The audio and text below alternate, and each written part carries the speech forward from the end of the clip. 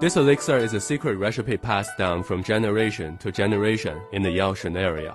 It is refined with more than 60 natural ingredients such as musk, ginseng, velvet antler, Morinda officinalis, abamedium, Tibetan safflower ash paste, angelica root, cinnamon, salvia, silk, sea breeze vine, etc. The medicinal effect is magical, and the effect is unique. Indications: rheumatic bone pain, sciatic nerve, rheumatoid arthritis, bone hyperplasia, hemiarthroplasty, numbness of hands and feet, weakness of limbs, swelling and pain from bruises.